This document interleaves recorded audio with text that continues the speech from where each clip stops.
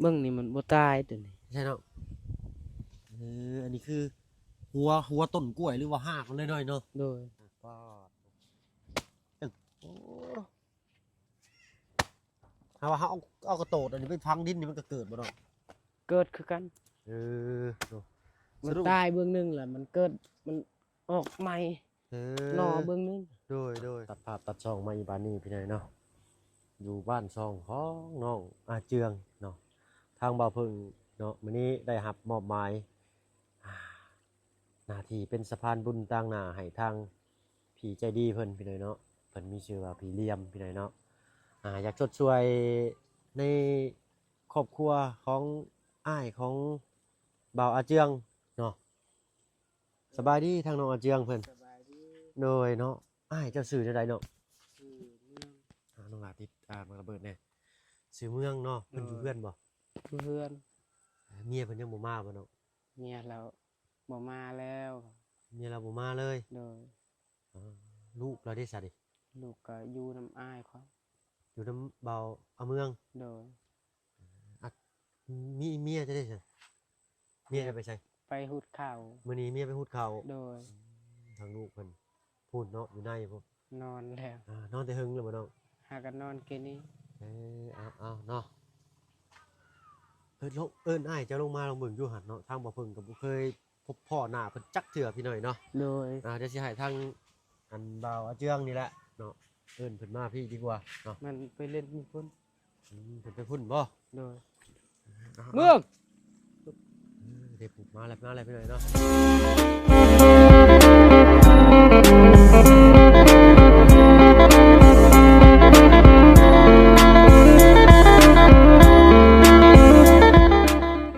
ทักทายเนาะกับทักทายสบายดีผู้ใหญ่จะดีและ FC เบิร์ดทุกท่าน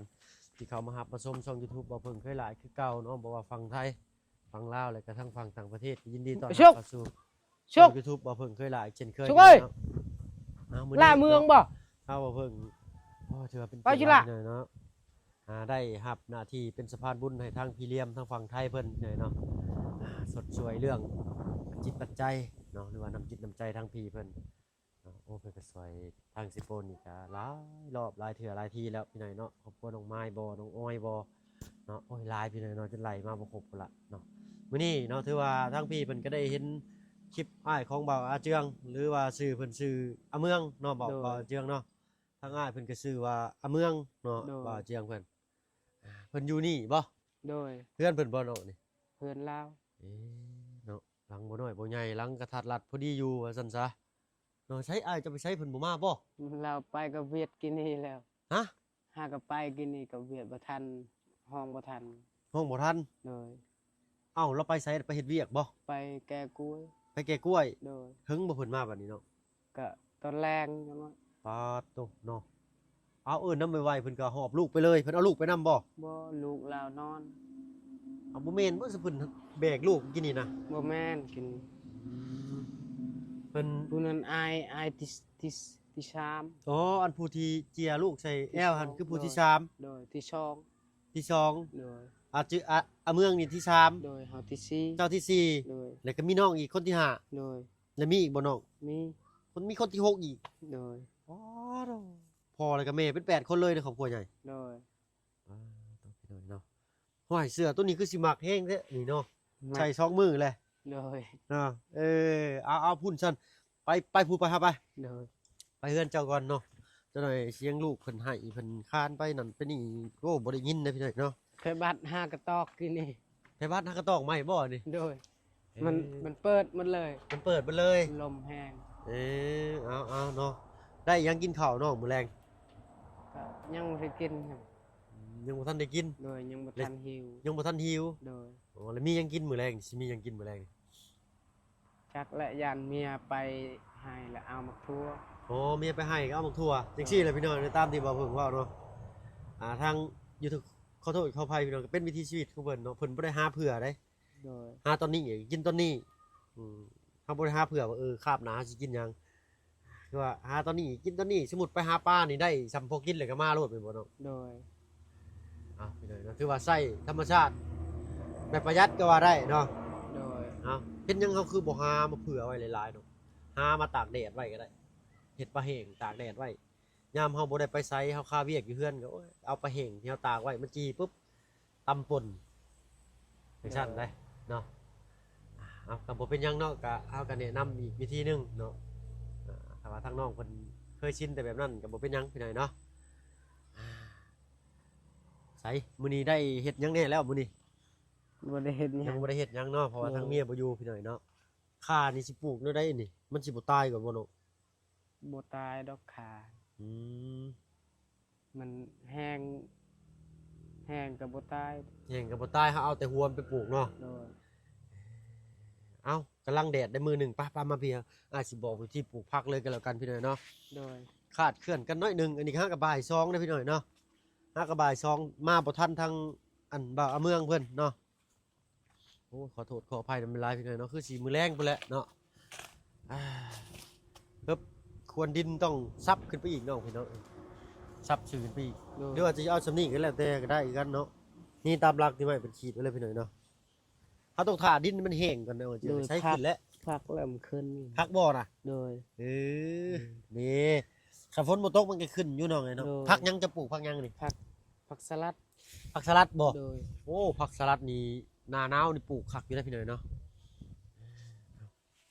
มีพักยังอีกมีพักนี้อีก นี่ผักหอมขึ้น ผักหอม โดย เนาะดินชุ่มน้ำคักขนาดไรพี่หน่อยเนาะทางนี้ต้องซับดินให้มันมุนกว่านี้ โดย พวกมูลสัตว์บ่มีบ่พวกขี้งัวบ่พวกขี้แกะบ่สินะ บ่มีในบ้านนี่บ่มีไผมีงัวมีแบะ อืม ตัวหนึงก็บ่มีแบะ แบ่ตัวหนึงก็บ่มีในบ้านเสร็จแล้วนี่เนาะ โดย แต่ก็เห็นอยู่พี่น้องแต่ว่าบ่เป็นงัวน้องเพิ่น โดย คันว่าเฮาเห็นขี้งัวขี้หยังหลายๆแล้วไปส่วนมาควนดินให้มันแห้งๆแล้วก็ผสมเข้ากันบัดนี้โอ้ซับทิ่มแล้วบ่นะ โดย อันนี้มันบ่ตายพี่หน่อยเนาะมันป่งใหม่ได้เอามื้อนี้มีไผได้น้องเข้ามาหาเจ้ามื้อนี้ มีเบาวเสียงแล้วก็ โดย เบาวบุญบ้านป้าแล้วก็ อืม เบาวไล่ เอาบ่าวไล่พาลุยเนาะ โดย เพิ่นบ่ได้พาลุยหยังบ่มื้อนี้ จากเลย นี่ได้อ้ายแล้วสิพาจะลุยเนาะ โดย ทีแรกอยากได้แต่ไม้แบบนี้เลยเนาะเนาะจักซองลำนี่มันเป็นไม้เพิ่นพี่น้อยเนาะ ยานเขาบ่ให้ตัด ยันเพิ่นบ่ให้ตัดว่าซั่นซะ โดย อันนี้สวนพี่น้อง ส่วนเขาเจ้าหั่น บ่แม่นสวนอันพัวซอออนบ่ บ่แม่น อืมเดียวกันพี่น้อยเนาะอ้าวลมหนาวก็เริ่มมาแล้วบัดตอนนี้แดดอีกจักมื้อ2มื้อนี่คือสิไข้แน่อยู่เนาะ โดย พุทธาว่าเข้ามาพี่น้อยเนาะบ่าย2มากับบ่าย2นึงมาแต่บ้านผู้บ้านน้องหัวเพิ่นเนาะพาลุงเขิมก็ไปหาทางน้องหัวเพิ่นกลับออกมาเพราะว่าบ่ทันเบาอาเมืองไปเฮ็ดกล้วยแหละพี่น้อยเนาะไปขึ้นกล้วยบ่ต้องเลือกไปแก่กล้วย ไป สิ แก้กล้วย อ๋ แก้ อ จาก เอา ชวน เอารถจักรไปแก่กล้วยออกมาจากสวน โดย มาไว้หน้าทาง โดย โดยพี่น้อยเนาะเพิ่นให้รอบเท่าใดก็น้อง60บ่หรือว่าแล้วแต่ คันแก้ฮอดเข้าฮอดเวียดเลยก็60,000 เพิ่นแก่แต่สวนออกมานี้เท่าไหร่ โดยแก้มาแต่ชวนออกมานี่ก็บ่เฮาก็ยังบ่เคยแก้จากลาวสิให้เท่าใด มีแต่เคยแก่ไปข้ามเวียดเลยเนาะ โดย เอาพี่น้อยเนาะก็ยังดีอยู่เนาะคือสิได้มัน4-50นี่แหละเนาะแก่กล้วยออกมาแต่สวนซื่อๆก็ได้แล้วแต่แก่น้อยแก่หลายเด้อพี่น้อยเนาะเจ้าก็ครึ่งรถแพ้อยู่บ่ตัวน้อยๆนี่ ประมาณ300แก้ได้ 300โล โดย อ๋อ 300 400แก้ได้ 300-400โลพี่น้อยเนาะเอาใส่รถจักรนี่เราเอาออกมาได้เฉยจากภูข่อยแก่ลุงเฮิมมันน้ำหนัก84กิโลน่ะก็ยังขนาดทางดีๆนี่ก็ยังไปสิบ่รอดเลย โดย อันนี้น้องเพิ่นแก่300-400พี่น้อยเนาะลงมาจากภูป้อถือว่าสุดยอดเลย ฟังแล้วจนคนลุกพี่น้อยเนาะทั้งน้องซ้อนคือกันทั้งน้องซ้อนนี่ก็สุดยอดเนาะน้องซ้อนเนาะ โดยสอนก็คือกันสอนแห้งกระเต็กมันแห้ง คนตัวใหญ่ โดย ๆดำๆอยู่เนาะ โดย ต้องรถปีนคือว่าเราจับชิดเอาพี่น้อยรถจักรนี่เนาะ โดย จับเข็นเดียวชิดปึ่งเลยเนาะ แม่น เอาเริ่มเย็นเริ่มหนาวอากาศก็เริ่มเปลี่ยนเนาะเสียงก็เริ่มเปลี่ยนเลยเนาะถ้าว่าบ่าเพิ่งเว่าไวเกินไปหรือจังใดกับคอมเมนต์มาติมาเตือนพี่หน่อยเนาะถ้าว่าเพิ่งปรับปรุงใหม่เนาะขอโทษขออภัยหลายๆถ้าว่าเว้าซ่าๆเนิ่มๆมันจะคือคนเมาพี่หน่อยเนาะคันว่าไวหลายบัดคือปกติครับว่าไวโพดว่าฟังบ่ทันว่าซั่นซะ เนาะอ้าวก็ขอโทษขออภัยนำหลายๆสนัดก็ได้เนาะไก่กล้าบ่ได้เข้ามาสะที่น้องอันนี่ โดย เนาะเอาถามมิแต่ให้มันเฮงจักหน่อยจะจังขุดแล้วก็ซับมันหมุนๆใหม่ๆอีกจักนานหนึงนี่เนาะ โดยตัวนี้ถ้ามันแห้งก่อนจักซับใหม่ แม่นน้องเนาะถ้าว่าให้ดีสุดนี่คือเอาฝุ่นเนาะยัง โดย มีในพักยังเนี่ยแหละมาปลูกนี่ มีในผักหอมแล้วก็มะเพชรแล้วก็มะทั่วแล้วก็ผักกาดแล้วก็ผักสลัด โอ้หลายอย่างได้ถั่วพริกผักกาดผักสลัด โดย 4อย่างเลยพี่น้ ตั อ ว ง นี้ เนาะ มะเพชรเคยจูด ผักพริกนำ โดย มันสิบ่งำกันบ่น้องอันนั้นบ่เป็นของเจ้าบ่ซะสดนะ แม่นมัด แต่ว่ายังบ่ทันได้ขุดเข้าไปอีกเนาะ โดย เอาค่อยๆเป็นค่อยไปเป็นได้เมื่อวานนี่คือว่า ทางเบาเสียงพายางเบิ่งที่ดินดอนตอนน่ะหญ้านี่ ก็ดีอยู่ ก็ดีอยู่เนาะ โดย เท่าไหร่ฮะราคา 20 ล้าน 20ล้านประหารใจพี่น้อยเนาะทางเบาเสียงเพิ่นว่าได้เด้เนาะ โดย เอาจังได๋ก็ลุ้นเบิ่งนํกันพี่น้อยเนาะเจ้าของที่ดินเพิ่นลงมาอยู่บ่น้อง ยัง เพิ่นพายางเลาะเบิ่งซื่อๆเนาะเมื่อวานนี่เนาะเอาพี่น้อยเนาะลุ้นเบิ่งนํกันผู้แลทางลุงจันทร์ทางว่าบุญสารวัตรผู้ที่มีงบสมทบเรื่องดินดอนตอนหญ้าขึ้นมาต่อมาโฮมกันเดี๋ยวจึงมาโอลมกันเบิ่งใหม่อีกเนาะในราคา20ล้านเนาะเนื้อที่ดินสิยาวจักเม็ดกว้างจักเม็ดหอมจักเม็ดก็ว่ากันไปว่าซั่นซะพี่น้อยเนาะ โดย พี่น้อยเนาะบ้านสองกันซานของน้องเพิ่นนี่ก็ถือว่าแน่นหนาดีสู่ฟ้าสู่ฝนอยู่แต่ช่วงอันยามฝนนี่ยอมเลยน้องเนาะยามน้ำมานี่เนาะ โดย น้ำมันท่วมว่าซั่นซะโอ้ตกแล้วเขามันยังก็อันเจ้าเอิ้นน่ะนี่อ้ายลืมเลย กวก กวก โดย กวกเด้อพี่น้องเด้อเนาะกวก เอ้าแต่ทางน้องเพิ่นชับออกก่อนก็ได้ซั่นซะเนาะพอดีแหละลูกรับก็บ่ได้อยู่บ่ได้เช่าซ้ำเราก็ได้บัดนี้ลูกรับปุ๊บก็มาควนดินต่อเลยเนาะ โดย คือสิบ่เป็นหยังดอกน้องๆเนาะ โดย บ่เมื่อยเต้ซำนี่ บ่ สู้ๆ เค เนาะ ยเฮ็ด เคยเฮ็ดแหละเนาะ โดย อาสิซอยฟังทั้งลูกเรานำพี่น้อยยันว่าลูกเราให้หากป่วยพี่น้อยเนาะถ้าว่าได้ติดจุ่มได้จุ่มหนึงแล้วนี่บ่มีวันตายคงหน่อไม้ตลอดต้นกล้วยแม่นบ่น้องอะเจือง โดย เอาไฟเผาก็บ่ได้เป็นหยังได้นี่เนาะ เอา เกิด ไฟ ใหม่ เผาแห้งมันงาม ไฟเผาแห้งๆหน่อมาใหม่นี่แห้งงามบ่น้อง โดย ข่อยฮักกะฮู้นะพี่น้อยเนาะข่อยสิลองมื้อเฮ็ดสูตรนี่อยู่หน้าทั้ง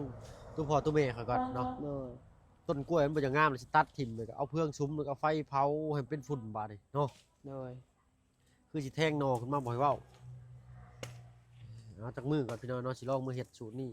มันต้องเฮ็ดยามฝนบ่น้องหรือว่ายามแล้ง ยามแรงนะ ยามแล้งบ่ โดยยามแดดแห้ง เออ มันจังไหม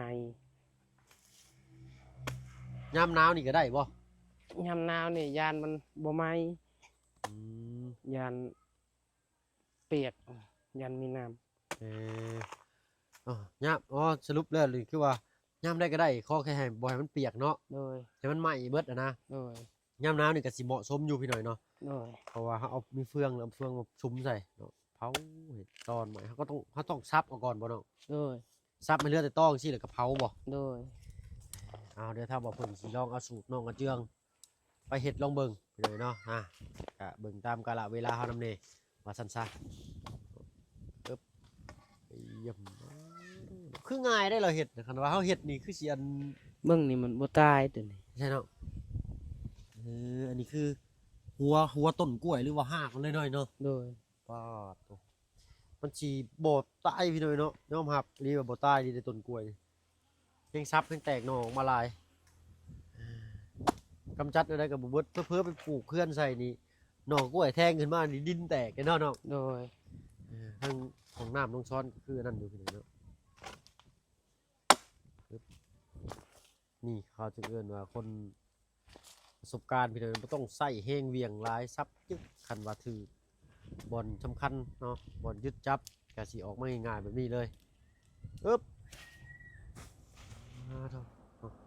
ยาละอยู่นี่ปลูกผักแล้ว ปลูกพักเลย โดย ซับที่ดำๆอยู่ขอกันหน่อย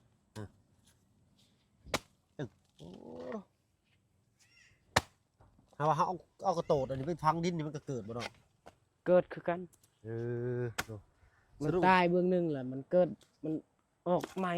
เอ หนอเบื้องหนึง โดยเอาคือว่าประสบการณ์ใหม่อีกเลยเนาะ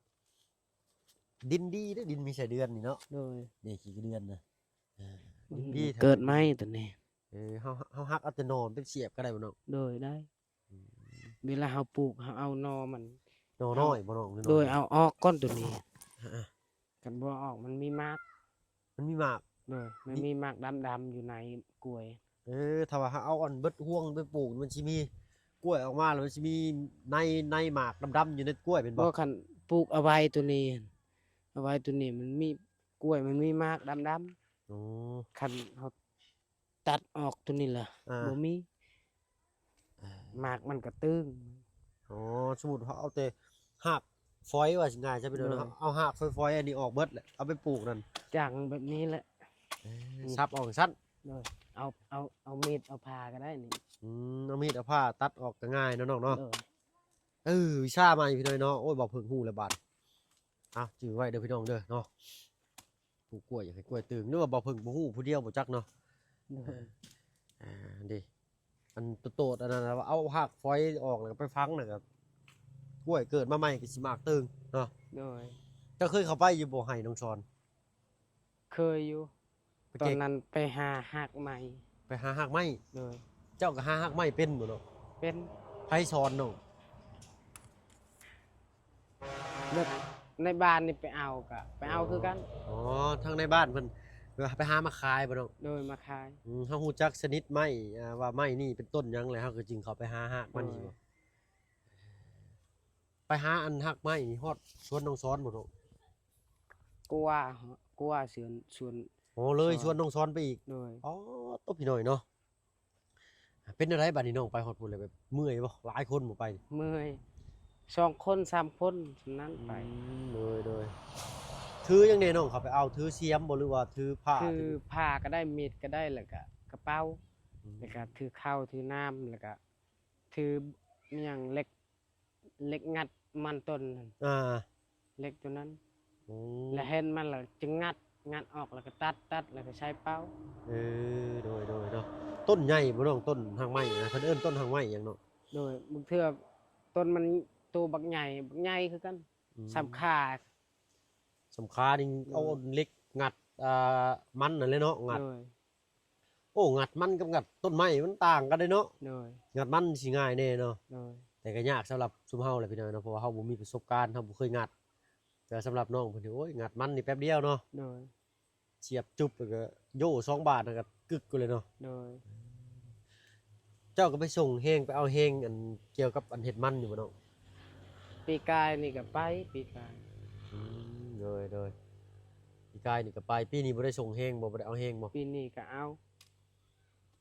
เอาลายบ่น้องเอาแฮงคนแต่ละเทื่อแต่ละปีนี่ เอาน้อยบ่หลายดอกมันก็ มันทำ บ่ ลายเนาะ มันจงน้ำพอน้ำแม่ น้องมื้อนี้ก็ได้ความรู้ในการปลูกต้นกล้วยเนาะน้ำน้องอาเจืองเพิ่นเนาะในความรู้ที่เฮาบ่รู้น้องเพิ่นก็มีความแบ่งปันให้เฮาในความที่น้องเพิ่นบ่รู้เฮาก็สามารถแบ่งปันให้น้องเพิ่นได้พี่น้อยเนาะอันนี้แหละเพิ่นจึงเอิ้นว่าแลกเปลี่ยนความรู้กันว่าซั่นซะเนาะขอบคุณทางน้องอาเจืองหลายๆพี่น้อยเนาะมื้อนี้ได้วิธีปลูกกล้วยว่าซั่นซะพอดีแหละดินแห้งจังหน่อยจังขุดดินให้เป็นพุ่นใหม่แล้วก็จังพดน้ำให้มันชุ่มเนาะ โดย แล้วก็เอาในพักโหย โดย โหยแล้วก็เอาใบกล้วยนี่ก็ได้น้องตัดเรื่องเพื่อนว่าฮักกะซาเนาะมันจะเนาะ โดย ตัดเอาใบกล้วยมันปกไว้ โดย สัก2-3 มื้อแล้วก็พึ่งเสด็จไว้บัดนี้แตกงอกออกมาบ่ให้เว้าพี่น้อยเนาะเอาไปซั่นน้องกูเลยขึ้นเฮือนซานบ้านช่องเจ้าก่อนเนาะจะหนูลูกเจ้าตื่น โดย ค่ำผู้บ่น้องอันอ้ายจะมาอ้ายเอาเมืองมา บ่ได้ขับบันได ประมาณจักโมงเนาะ ประมาณ3 โมง 4 โมง 4 โมงเลยเนาะ โดย เท่าพี่น้อยเนาะเพิ่นฮอด4 โมงนี่ฮะก็บ่ายช่องเอาเบิ่งกันอีกพี่น้อยเนาะเป็นได้ตื่นหรือบ่ลูกจะ ย่าง ยังเนาะได้กินข้าวกันยังมื้อนี้เจ้า พะลักบ่ เจ้าหากินข้าวกันยังเหรอมื้อ กิ นี้ นข้าวกับดอกคิง ดอกขิงอีก โดย นอนอยู่พุ่นพี่น้อยเนาะ เป็นตะแพงจำลูกเราก็ได้เนาะ โดย เอ้ามีแต่อ้ายอยากฝากน้ำเรื่องอันนี้แหละเนาะไม้สองลำเด้อน้องเด้อ โดย เอามาเฮ็ดแต่ก็เอาเชือกเอาตอกมัดเอาก็ได้เนาะน้องเนาะ โดย บ่ยากดอกแล้วก็เราเฮ็ดก็เป็นบ่ยากดอกพี่น้อยเนาะเพราะแค่เพิ่นมีเวลาไปเอาไม้มาแต่ไม้แท้นี้เอาบ่ได้แม่นบ่ อยู่ดงปลาตัวนี้เขาบ่ให้ตัด อืม ขนาดหาเห็ดหาหยังเขายังหาม เป็นที่ของไผอะนะ คงปานดงบ้านดงใน มันตรงใน โดย เป็นห้ายบ่ โดยเขาห้าง อืมเป็นห้ายแล้วชาวบ้านก็บ่เตะบ่ต้องพี่น้อยเนาะ โดย ทั้งน้องช้อนว่ามีอันมีแนวเฮ็ดนั่นเฮ็ดนี่อยู่ในแม่นบ่ โดย คันเป็นคนไปเอาอะเนาะ โดย ตัวเจ้าที่ว่าซั่นซะพี่น้อยเนาะเอ้าเนาะเพิ่นห้ามเฮาก็เฮ็ดตามคำเพิ่นห้ามมาแล้วเพราะว่าบ่เป็นของเฮาเนาะ โดย เอาพี่น้อยเนาะช่างบ่เพิ่นก็สิขอตัวลำลาก่อนก็ซั่นเด้อเนาะ โดย มื้อนี้ว่าสิมอบเงินให้ทางอ้ายเจ้าเนาะมีรางวัลให้เพิ่น โดย ทางพี่ใจะดีเพิ่นอยากสดอยากสวยแต่ว่าทั้งบ่าวอาเมืองบ่อยู่พี่น้องเนาะเพิ่นไปเฮ็ดเวียกเหตุการณ์เอาไปแล้วทั้งอ้ายสิเข้ามาใหม่เด้อน้องเด้อ โดย มื้อนี้บ่มีหยังมาฝากมาต้อนครอบครัวเจ้าซ้ำ โด เนาะ ย ตามความตั้งใจของบ่เพิ่งก็คือแล่นเข้ามาแล้วก็มาหาน้องอาเจืองแล้วก็สิให้พาไปหาบ่าวอาเมืองพี่น้องเนาะ โดย ก็คือว่าทางน้องเพิ่นบ่อยู่ก็เป็นมื้ออื่นหรือว่ารอบหน้าก็แล้วกันพี่น้อยเนาะ โดย แล้วบัดหน้าอ้ายสิเข้ามาหาทางน้องเพิ่นใหม่เนาะอาเมืองเนาะอ้ายจะเนาะ โดย จักปีอ้ายจะเนาะ ประมาณ21 ปี 21โอ้ โดย ทางน้องอาเมืองนี่19บ่18 โด เจ้า ยแม่น เจ้า18บ่ โดย 18จะเฮ็ดห่างกัน3ปีกับอ้ายผู้รองผู้เกิดก่อนเนาะถือว่าพอดีพี่น้อยเนาะโอ้ยลมหนาวมาแล้วพี่น้องเนาะเสียงฟีตีใบไฟได้เนาะอ้ายไปก่อนเด้อสนองเด้อเนาะขอบคุณหลายๆที่บี โด แบง ยสบายดี โดยเนาะมาตึมมาบัดนี้เนาะเอาเบิ่งแย่งกับเพลงลูกเมียคือเก่าเด้อน้องเด้ออ้ายไปทางอื่นก่อนเนาะไปแล้วบัดนี้โอ้พี่น้อยเนาะผิดคาดหน่อยหนึงเนาะทางอันบ่าวเมืองเพิ่นบ่อยู่เอิ้นทั้งเอามือ ทั้งบ่าวจึงเอิ้นโบกมือนำไวๆแล้วก็บ่ทันซ้ำเพอเพิ่นพาไปเฮ็ดเวียกแต่ว่าเพิ่นบ่ไปเพิ่นก็สิหาผู้ใหม่ไปแทนนะพี่น้อยเนาะก็สิขาดรายได้ไปอีกสำหรับคลิปนี้พี่น้อยเนาะทางบ่เพิ่งก็สิขอตัวลำลาก่อนพี่น้อยเนาะพบพรคลิปหน้าเด้อพี่น้องเด้อเนาะผิดพลาดประการใดก็กราบขอโทษขออภัยไม่หลายเนาะสำหรับคลิปนี้ลาแล้วเนาะอยู่ดีมีแรงเพิ่นสุขทุกคนที่เข้ามาหามาชมช่อง YouTube บ่เพิ่งอีกเช่นเคยพี่น้อยเนาะสบายดีจ้ะ